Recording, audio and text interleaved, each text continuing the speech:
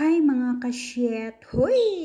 For today's ganap nga, gagawa pala ako ng mini pizza at mini cheese bread.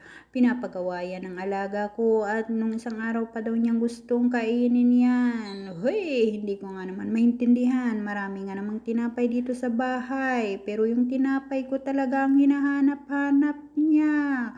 Hoy! Siguro nga naman, wina-warm up na ako ng alaga ko at dahil malapit na ang laban ko. Ang laban naming mga kadama. Huy! Malapit na kasi ang Ramadan, kaya pinaghahandaan na.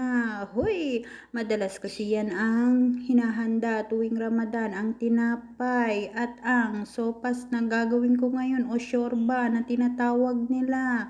Ikaw na lang talaga ang magsasawa kasi isang buwan kayong magsasama niyan. Huy!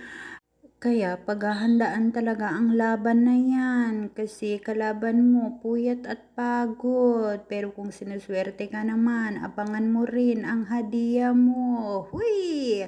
Kung galante si Madam Damin o yung amo mo, tiyak, bibigyan ka ng house and lot. Huy! At mapapasana all ka na lang. Huy! At kung kuripot naman si Madam Damin o yung amo mo, kantahan mo na lang ng thanks to you. Huy! At pakuluan lang natin saglit ang ating shorba. Okay na yan, perfect na yan, ready to serve na yan. Huy! At gumawa na rin pala ako ng lettuce salad. At syempre, ang sauce niya, yung tinatawag na ranch. Huy! Social yarn. Hey!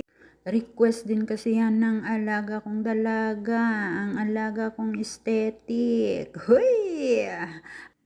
Konting halo lang yan, okay na yan, perfect na yan, set aside mo na yan. Dito na tayo sa ating dough. Nakapag beauty rest na ang ating dough, umalsa na, pwede na natin i-stress ulit. Huy!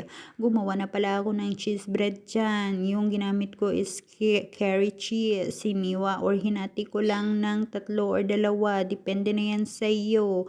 Manlinis din pala ang kamay ko dyan. Nakapagugas ako ng 101 times. At wala pala kaming perfect na gamit sa paggawa ng pizza or pagbilog ng pizza. Pero dahil Pinoy tayo, madiskarte tayo, kaya mindset at tinusok-tusok ko na ang ating pizza. Wala, para perfect lang. Huy! Naglagay na rin ng toppings at pizza sauce at brush para ready to put in the oven na. Huy! At sakto naman dumating ang alaga kong aesthetic. Tuwang-tuwa. Pero si Yaya stress. Huy! Walang ganon.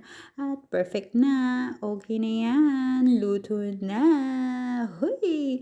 At tikiman time. Siyempre, titikman ni Auntie Shet. Huy! Thank you for watching, guys. God bless us all. Bye!